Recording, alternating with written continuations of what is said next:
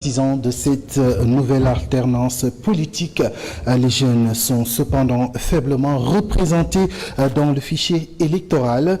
Un constat de la Commission électorale nationale autonome, la Sénat, dans son dernier rapport, informe que les jeunes Sénégalais âgés de 18 à 20 ans, qui représentent 13% des personnes en âge de voter, ne constituent qu'1% du fichier électoral. Vous avez dû le constater tous dans vos quartiers, la distribution de ndogu dans tous les coins de rue, un geste de solidarité hautement apprécié. Toutefois, il n'est pas sans conséquence chez les vendeurs de café Touba. À cause de cette œuvre sociale, leur chiffre d'affaires baisse durant le mois de Ramadan. Dans ce journal, nous irons à la rencontre du jeune Moussa Ndiaye, vendeur de café Touba à Sacré-Cœur. En sport, les coups durs s'accumulent pour les Lions de la Teranga en phase de qualification pour la Coupe du Monde de football 2026. Après les blessures d'Iliman Ndiaye et de Nicolas Jackson, c'est au tour d'Habib Diarra de se retrouver à l'infirmerie.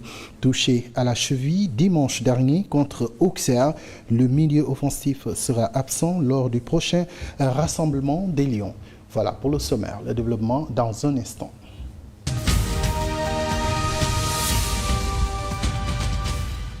Bonsoir et bienvenue à toutes et à tous. Nous ouvrons donc ce journal avec un retour sur la visite du président de la République dans la cité religieuse de Touba. Bassirou Diomaye Faye y a été reçu par le khalife général des Mourides, Serigne Mountakha Mbacké. Le chef de l'État était à Touba pour présenter ses condoléances, mais aussi celles de la nation au khalife suite au rappel à Dieu de guides religieux de la communauté à Mouride. Les détails avec Moussa Mané.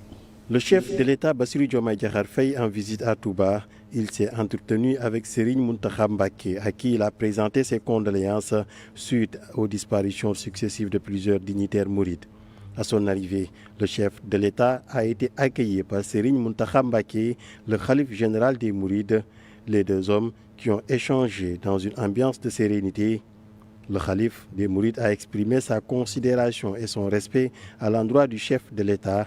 Il a clairement exprimé son affection envers le président Bassirou Diomaye Diakhar Faye, soulignant que son engagement envers Dieu est la force motrice de son amour et de son respect pour autrui. Cette visite privée du chef de l'exécutif à Touba s'inscrit dans le cadre de la présentation de ses condoléances suite au décès de plusieurs figures religieuses importantes, dont Serigne Amdi Modou Mbenda Fall, le khalife général des Baye Fall, et Serigne Moustapha Saliou Mbacké. Bassirou Diomaye Diakhar Faye, placé à la tête du pays avec une forte participation des jeunes. Justement, parlons de ces jeunes Sénégalais âgés de 18 à 20 ans qui représentent 13% des personnes en âge de voter, qui ne constituent qu'1% du fichier électoral. Une sous-représentation criante que révèle la Commission électorale nationale autonome dans son dernier rapport sur les élections législatives publié ce vendredi. Plus largement, la Sénat observe que les 18 et 24 ans, bien qu'ils représentent 26% de la population en âge de voter, ne pèsent que 6% dans le fichier électoral. L'écart est particulièrement marqué par la tranche des 18 et 20 ans, souligne le rapport, mettant en lumière une faible mobilisation des plus jeunes. La Commission insiste ainsi sur la nécessité de combler le fossé entre les 18 et 20 ans et les électeurs plus âgés pour une participation plus équilibrée et représentative à la vie démocratique du pays. Il faut certes veiller à ce que ces jeunes soient présents dans le fichier électoral, mais il faut également leur trouver du travail. Justement, pour en parler, nous prenons la direction de Kaolack. Le label Mbossé Factory compte s'investir pleinement pour faciliter l'accès à l'emploi aux populations du Saloum. Mbossé Factory est un accompagnateur à la création d'entreprises et à la mise en relation. Son directeur Jean-Michel Sarr s'est confié donc à notre correspondant Moustapha Ndiaye. C'est de réfléchir sur des outils et des moyens qui permettront de faciliter l'insertion des jeunes, mais aussi, au-delà de ça, de développer le périmètre industriel du pôle régional, donc de Kaolack et de la zone centre particulièrement. Donc c'est un moment de discussion, un moment de débat qui va permettre de sortir des résolutions, des indications pour les entrepreneurs, les entreprises, les chercheurs d'emploi, afin de mettre en place des synergies communes et de lutter ensemble contre la problématique de l'emploi des jeunes. Bossé Factory joue un rôle crucial dans l'emploi des jeunes parce que quand on parle d'emploi, il y a deux choses. Soit on est en recherche d'emploi, on porte ce souhait d'intégrer une entreprise, ou bien soit on souhaite mettre en place une entreprise, donc créer son propre emploi. On parle d'auto-emploi dans ce sens-là. Maintenant, Bossé Factory vient se positionner dans l'auto-emploi. C'est de permettre aux jeunes porteurs d'initiative. Maintenant, Bossé Factory vient se positionner dans l'auto-emploi. C'est de permettre aux jeunes porteurs d'initiative, d'entreprises, de pouvoir mettre en place cette entreprise-là. Donc nous sommes un incubateur qui permet aux jeunes de pouvoir concrétiser son idée de projet. N'ayant pas attendu qu'on leur trouve un emploi, ces jeunes, eux, ont préféré faire dans l'entrepreneuriat. Je veux parler des chauffeurs, des conducteurs de moto qui se sont regroupés autour d'un GIE qui s'appelle Dawal ak Xel Moudal. 96 sur les 96 motos, sur les 137 motos plutôt que compte le GIE, les 96 sont déjà à muter. Le délai accordé aux conducteurs de deux roues étant arrivé à terme ce jeudi, ces Yakartaman demandent une prolongation du délai afin de permettre aux autres d'être à jour. Selon le président du GIE Dawal ak Xel Moussel de Keur Massar Nord, 96 motos ont été régularisées sur les 137 au service des mines jusqu'au délai accordé. Des difficultés ont été enregistrées. On est 137 motos, on a 96 mités, mais ça reste les autres motos. Si tu as le CMC et le papier de douane, tu dois aller légaliser au niveau du police centrale de Dakar. Après, si tu quittes là-bas, tu vas au service de vie pour déposer. Mais franchement, c'est très dur pour nous. Pour permettre aux autres conducteurs de deux roues de se conformer aux règles, le président du GIE Dawal ak Xel Moussel de Keur Massar Nord sollicite la prolongation. Mais le délai est trop court, les 3 mois sont trop courts. Si on est 2 ou 3 mois, ça va nous raser pour que les autres motos sont mités. On veut que les autorités, monsieur le président et le premier ministre, ont augmenté le délai pour nous donner les 2 ou 3 mois pour les motos. Ils sont nombreux à s'adonner dans cette activité pour subvenir aux besoins de leur famille. Aujourd'hui, leur seul souhait est d'être soutenus à travers la formalisation, le financement, entre autres. Et nous restons toujours dans l'entrepreneuriat. Le jeune Moussa Ndiaye, lui, a donc opté pour la vente de café Touba pour subvenir à ses besoins. En temps normal, l'activité donc est bien lucrative. Cependant, son chiffre d'affaires baisse durant le mois de Ramadan à raison de la distribution de café dans les coins de rue. Moussa Ndiaye tient son business au niveau de Sacré-Cœur. Matar Bari et Pape Ibrahima Diop sont allés à sa rencontre.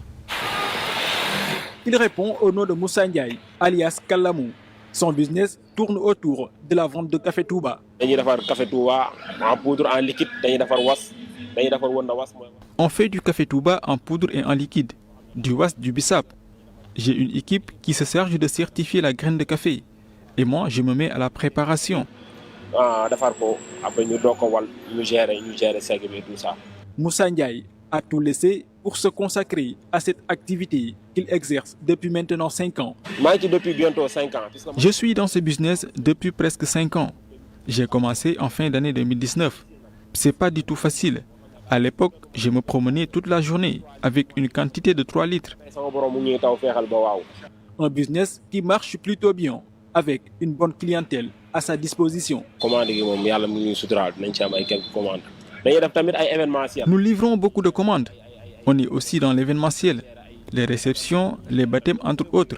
C'est une activité qui demande beaucoup de patience. Cependant, en cette période de Ramadan, son chiffre d'affaires a baissé.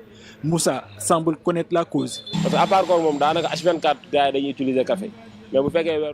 En ce moment, la clientèle se fait rare. Le chiffre d'affaires a baissé parce que dans tous les quartiers, il y a des groupes de jeunes qui distribuent du café.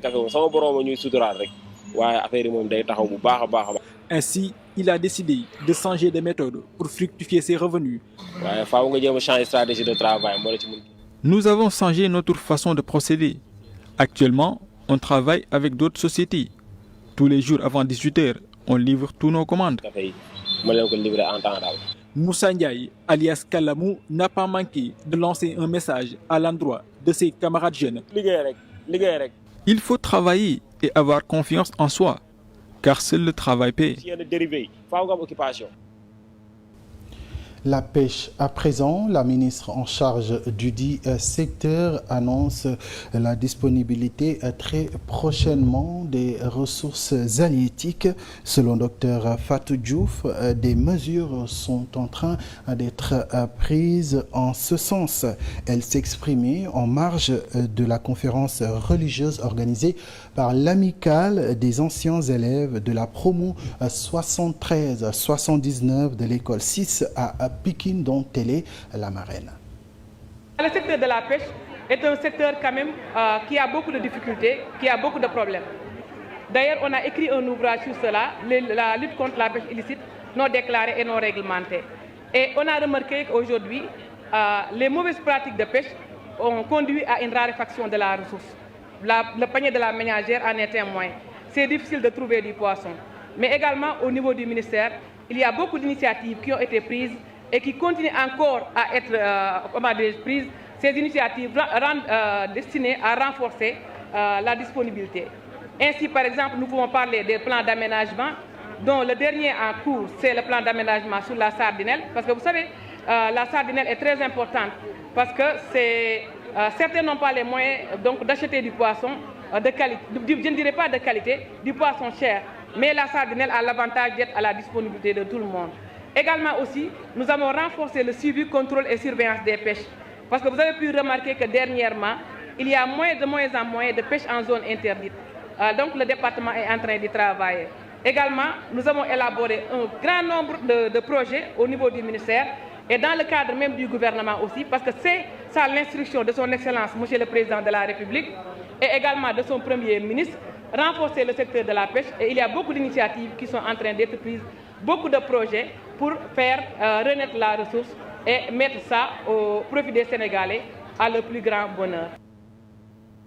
Après la pêche, place à l'agriculture, notamment l'importation massive d'oignons. Cette activité met en péril la production locale et menace la filière agricole nationale. C'est une révélation du directeur général d'Agroboy Business. Il a profité de la visite du ministre de l'Agriculture et de l'Élevage ainsi que celui du Commerce et de l'Industrie dans le département de Dagana pour alerter sur ce phénomène. Ces propos sont recueillis par Chérif El Walid Sow. Parce que l'année passée, Monsieur le ministre, les producteurs d'oignons ont un problème très sérieux. L'année dernière, l'importation de l'oignon a été autorisée au moment où les producteurs avaient un important stock dans les magasins. Ce n'est pas normal. Les nouvelles autorités doivent accompagner les producteurs locaux, surtout ceux qui sont dans la région de Saint-Louis. Rien que cet acte nous a fait perdre plus de 600 millions de francs CFA. De mars à juin, les nouvelles autorités avaient autorisé l'importation. C'est vraiment un acte qui freine le développement du pays. Le président Bassirou Diomaye Faye et le premier ministre Ousmane Sonko veulent lutter contre le chômage. Et si on continue comme ça, beaucoup de producteurs vont rencontrer des difficultés. Donc on doit penser aux producteurs d'oignons qui emploient des milliers de personnes au détriment d'une seule famille qui prend en otage les Sénégalais.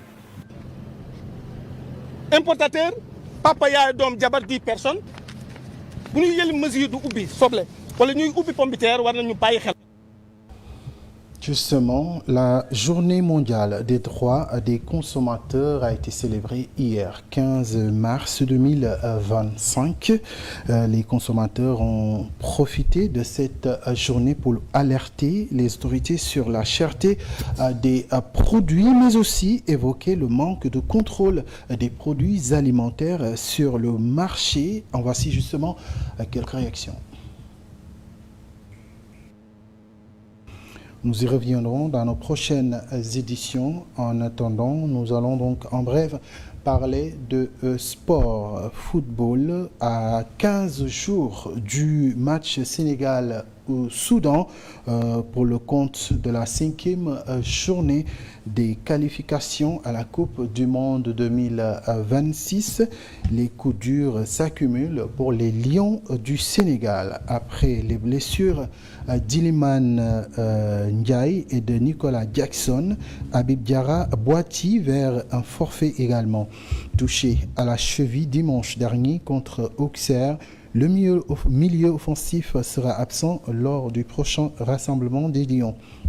L'IRM passé mercredi a confirmé un entorse de la cheville gauche. Il manquera donc les matchs contre Nantes et Toulouse en Ligue 1.